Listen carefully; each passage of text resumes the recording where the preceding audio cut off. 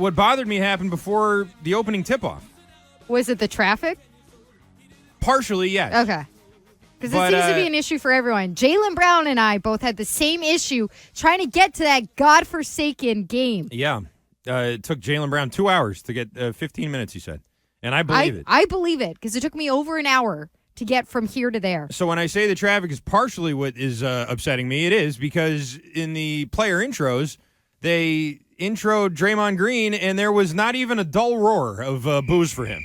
It's like crickets. And the reason why is because no one was in their seats yet because there was so much traffic, no one was there. And that's part of it, obviously. But I think even if it had been a full house for player intros, just based on the way the rest of the game went and sort of what the atmosphere seemed like on my TV, you were there, maybe you can correct me if I'm wrong here. It seemed muted. It seemed like there wasn't really that much distaste and anger sort of built up for this team that not only beat you and beat you bad in the finals last year, but beat you again in California a couple of weeks ago.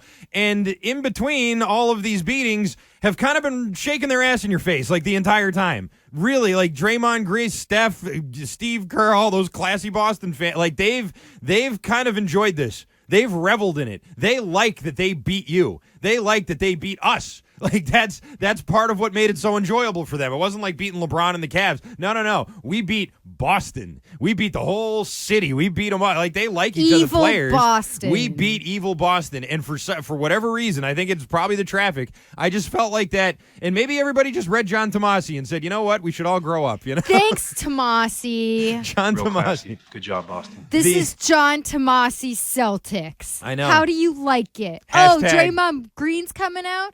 Yay! Sorry. Hashtag not Thanks, my Celtics. Tomasi. Yeah. Nice job. Way to go. Anyways, it seems Michelle like Wu's traffic, John Tomasi's Celtics. Like, I know really nice. We're going really over the top about the traffic, but the thing that they said on the broadcast last night, Chris Haynes said that the Celtics have the city of Boston put in a bid for, I believe it was the 2026 All-Star game. Sure. How does last night Bring indicate that this city is capable of handling anything? You're barely capable of doing a bars road race, for God's sakes. You want to bring the All-Star game here when it takes Jaylen Brown 15 minutes or 22 hours to get somewhere it would take him 15 minutes? You're going to put a bid in? Let's get the roads fixed first before we start hosting All-Star games. I was driving down Causeway Street, and if you want to know my whole journey, I opened the show with it. But it was a journey to get to the Celtics game last night. my journey. There was a by point Megan when I was Edelman. when I went to the second parking garage and it was full, and I was stuck on Causeway. Like I couldn't move. My car couldn't move. There was a fire truck that was pulled across the road, and there were just people flooding the streets. It was like an apocalyptic event, and I almost called Ken to be like, Ken, Bleep this. I am here, like I am in front of the garden, but I have nowhere to put my car.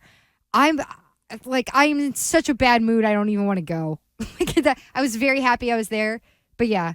I totally off track this though. Talk more about Draymond.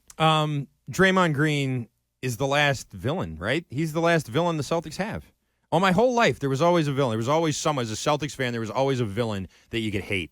And it was so great, from the old Pistons to Magic and the Lakers, and then, in the Nets with Kenyon Martin and Jason Kidd and all those teams, and then LeBron all those years. And Whoa. I think you're forgetting someone.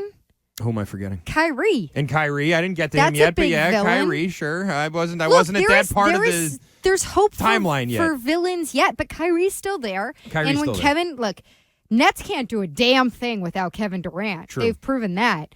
But when Kevin Durant comes back, maybe they'll make a nice little run. Hey, maybe it'll be Nets Celtics somehow in the Eastern Conference Finals. Yeah. And then the you Celtics get will double smoke 'em birds, again. Kyrie.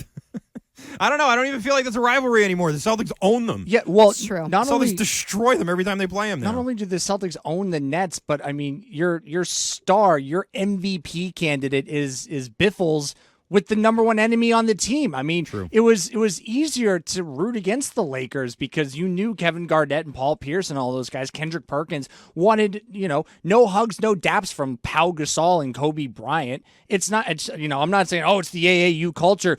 But with the Nets specifically, There's no way. I think the closest you're going to get is maybe Jimmy Butler, and I feel like he kind of leans into that role a little bit, wearing the black hat, so to speak. Yeah, I agree. I just Jimmy don't think Butler's like a villain to his own coach, though. I know. You Yeah. know, like that. He's just kind of. I love Jimmy Butler. He's a different but he's bird, and I just- like him for He's it. just out there.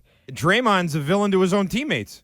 Draymond clocked his teammate in practice this year. I mean, like, being a villain, there's sort of that part that accompanies it, I guess. And with Kyrie, it's different, obviously. He's, a whole mess of things with him. But I look at the Nets, and I think, probably the same way the Yankees looked at the Red Sox every year until 2004. That's how I look at them now. You guys are so cute. You'll get there next. Oh, yes, you will. Yes, you will, little Red Sox. Exactly. Yeah. Kyrie, Kevin Durant, cute Baby guys. talking all. You know That's who cute. wants to be the villain? Who dat? Joel Embiid. Mm. Embiid, like, I remember a couple years ago it might have been 2018, that run, 2017, 2018, Embiid would come in here and try to, like, talk so much trash about how the Boston crowd wasn't very loud and this and that. But it's like the Sixers are just not a threat. They're just not. So again, maybe it's just Boston is too good to have a villain against. I don't like that. Why? I just don't like that whole thing. Like You're in rare air. They're too good. What, the '86 Celtics? They were pretty good too, and they had rivals and they were villain. I feel like it's an attitude thing now. Like now the attitude is sort of no one deserves to be rivals with the Celtics. But Like it no, could that's come not, out of I don't like nowhere. that. Remember during the Bridgie Celtics? I don't remember which year it was when it was Celtics Wizards. Was that like 2012? That was a That good was- one. and everybody yeah. was dressing for the funeral. Battle and of the stuff. Kellys. It was like really dorky, but it was really fun. 'Cause That was like neither team was going anywhere. 2017, right? No, I think that was like 2012, 2013. That was a long Kelly time ago, Olynyk was dude. on that team because I remember he flattened Yeah, year with Kelly Isaiah Oubre. Thomas where his tooth got knocked out. Yeah, that was a long time ago. That wasn't 2017. Hell no, that Kyrie was on that 2017 team. It was 2017. It was 2017? It was 2017. What's wrong with me? I don't know. I think my brain just broke. Too many bugs in your food. Yeah, right. You've been eating too many fig bugs. That's the problem. They're eating your brain. Oh my now. God. It does seem 5 Scratch years ago was that. a long That time didn't ago. happen. It did. It just didn't happen when The you said it did. Celtics were ass in 2012, I think. That might have been the year they got knocked out by the New York Knicks. Chauncey Billups and Carmelo Anthony. You're They right. dressed for the You're funeral. right. That's You're right. right. Yeah. You're right.